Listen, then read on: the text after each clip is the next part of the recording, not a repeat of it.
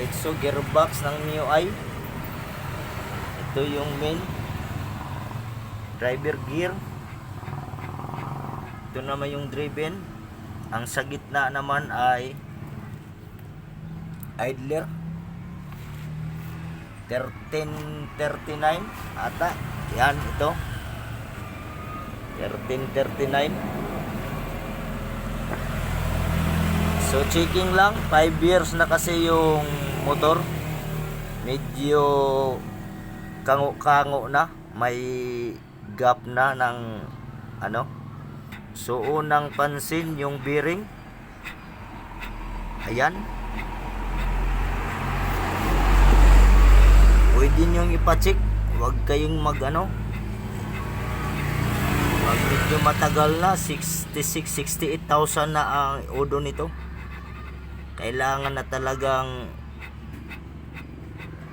madesisyonan. Yan. Tingnan naman yung ano. Yung gear. Ang tawag nito, kung hindi ako nagkakamali, screw gear. Ito naman yung ano niya, spar gear ang katapat. Ayan, dito. Tingnan naman, medyo manipis na. Ito medyo matalim na yung ngipin. Dito, banda. Nagkaroon siya ng gap. Ito yung partner, idler. Tingnan naman. Hawakan natin to. Ayan.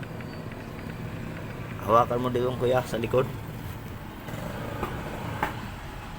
Ayan. So pag inano mo yung gulong, kung kumpleto, marinig mo yan. Ganyan. Medyo manipis na. Talim na yung gear. Dito. So kung sukatin natin, ayan, halos 14 mm. Dito din, yan, hanggang dito yung ano niya. Pero doon sa loob, kapal pa yung gear. Kung baliktarin natin, ayan, dito, walang gap. Ayan. Kasi doon sa loob, di na ano yan. Hindi aabot yan ng ano, yan, dito lang. Yan. Yan. Dito lang yung ayan, nagka-problema. Ayan. Pero patakbuhin mo, wala namang problema. Cause din to ng delay. Ayan. Ayan. Ingay pa. Ayan, oh. Medyo manipis na, oh. Matalim na, oh. Pero yung dun sa loob, kapal. Kapal ng gear. Pakita natin, tanggalin natin mamaya. Makapal pa yung sa loob, pero dito wala, nipis na o talim. So ang bearing pala nito ay siyempre 6 yung bearing. Isang 6222, isang 6303, isang 6204, isang 6301. Dito din sa case niya 6301 isa and 6201 isa. Ito yung 6222 sa loob. Tatanggalin lang natin para makita. Papalitan ko to ng bearing kasi yon, mayroong oil yan, pero agashas. Dito naman okay pa naman. Ang partner nito ay ito. Tingnan naman yung spar, halos wala pang play. Yan, pit na pit pa. Kita naman yung wear nya. Yan. Yo, medyo ano na rin, oh. So kung mag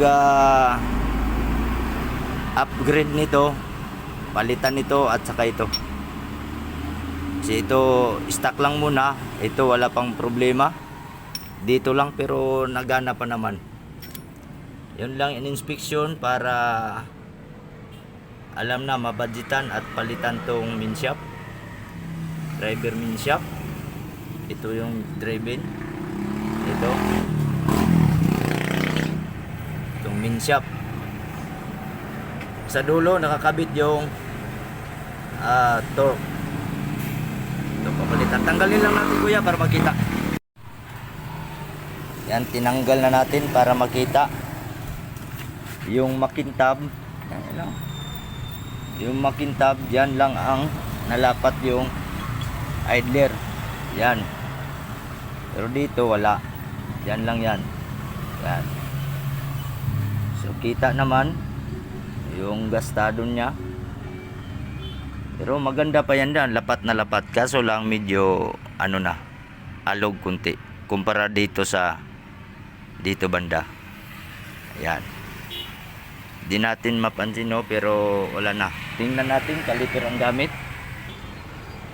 Ayan, yung gap oh. See? Ayan. Ah, kita yung gap. Ayan. Pero pag dito, 0-0 yan. Kung tingnan lang natin, hindi natin mapansin. Pag nakakabit yan, may alog na. Gastado na, pati itong ano niya. Yung pares. Yan. Pag ano mo ng gulong, medyo may clearance talaga. Mayroon na siyang clearance. Gawa ng, wala na, may gap na tong gear. Gear to gear. Ito, malalaking gear. Spar. Ayan. So pagkabit hindi talaga yan ganyan, may clearance talaga yan. Ito ganyan. Hindi yan todo diin. Pagkabit yan mayroong mang clearance kahit ito oh.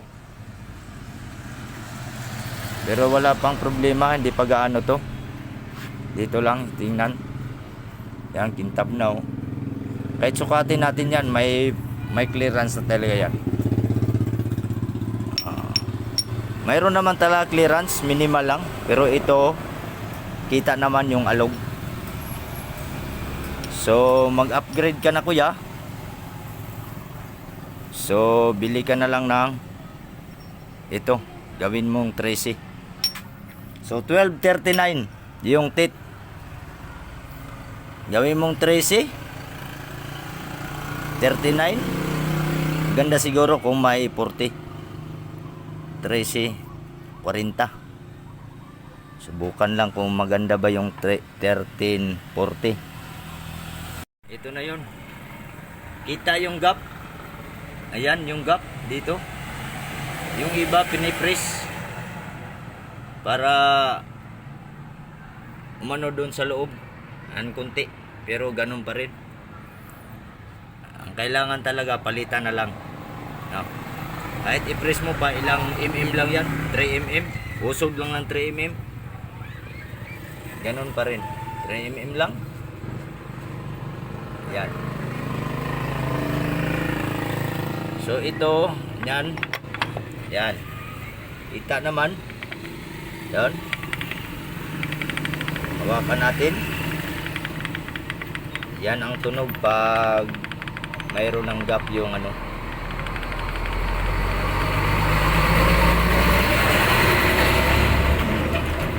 Naman yung ano.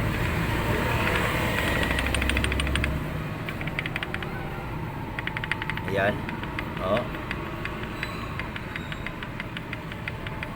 Ayan. Pag fit pa yung ngipin, hindi ganyan ang palaki yung gap. Lalo na pag manipis na yung gear. Lalaki na yung gap. So, dagdag nilo na naman yan.